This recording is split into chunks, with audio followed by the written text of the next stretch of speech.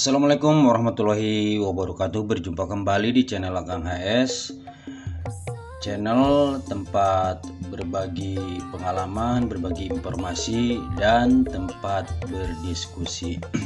Kali ini Akang HS akan membahas KWH bulanan atau KWH pasca bayar.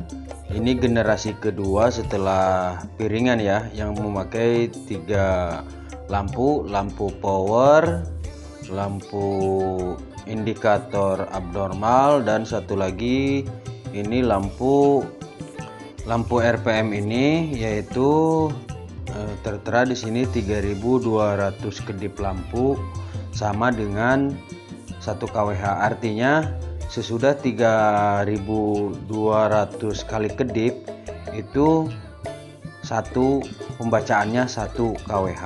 Jadi ini akan kita operasionalkan. Ini udah disimulasi. Ini kabel dari PLN masuk ke MCB, masuk lagi ke MCB dalam rumah. Jalurnya seperti ini. Ini jalur ground, netral, pasa ya. Pasa. Anggaplah ini ke instalasi, ke colokan atau ke saklar dan sebagainya, dibagi-bagi seperti itu ya. Pada keadaan normal ini terlihat lampu sudah nyala. Lampu ini tidak karena ini pemakaian masih kecil, jadi RPM-nya lambat mutarnya.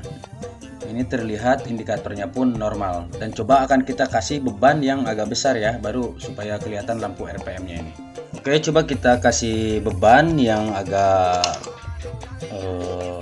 banyak. Ini kita pakai Magicom ya, Magicom di kisaran 350 watt.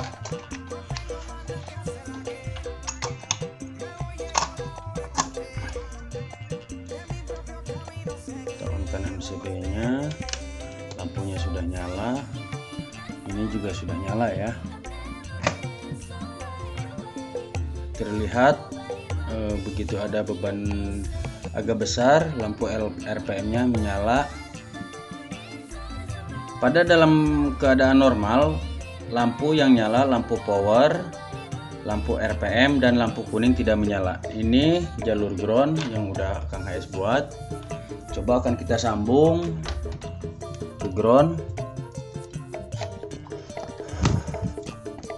Ini jalur ground.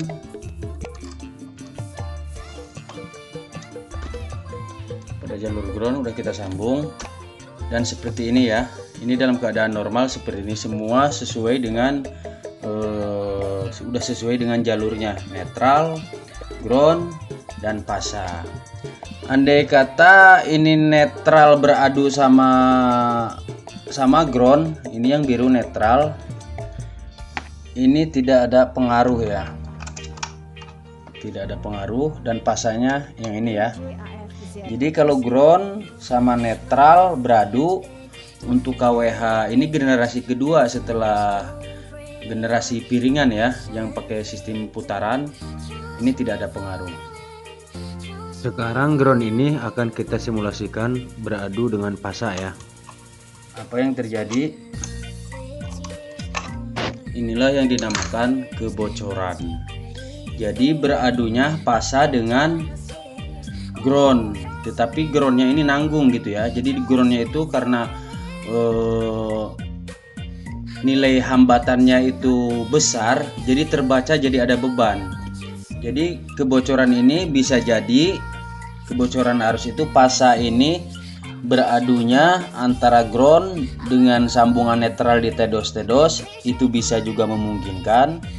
Atau pasa ini beradu dengan tembok atau dengan rangka baja, atau tecor sementara kulitnya terkelupas. Ini bisa terjadi seperti itu. Jadi efeknya lampu indikator ini akan nyala. Jadi kalau kita biarkan, ini akan menyebabkan ketagihan listrik kita akan membengkak, karena itu tadi terbaca sebagai beban kebocoran tadi. Saya akan mematikan ini beban pemakaian.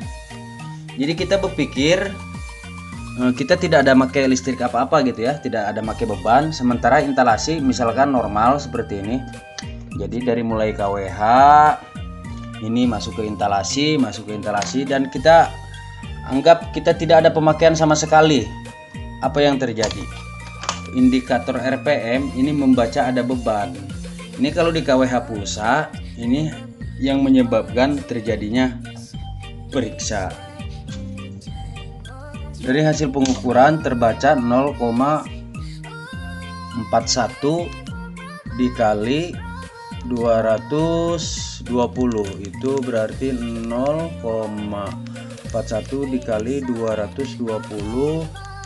Ini terbaca kita 90 watt tanpa ada pemakaian, 90 watt yang terbuang. Jadi seolah-olah kita tidak ada pemakaian listrik, kita merasa tidak ada pemakaian listrik, tapi kita membuang daya 90 watt selama 24 jam. Ini bisa mengakibatkan bengkaknya tagihan. Jadi solusinya tentu kita harus memanggil instalator untuk membenahi instalasi kita, agar kita tidak membuang daya sia-sia yang berakibat kepada tagihan listrik kita yang membengkak. Dan ini tentu jadi pelajaran kita, butuh instalasi listrik dan kita perlu teknisi, maka carilah teknisi yang memang paham dengan listrik.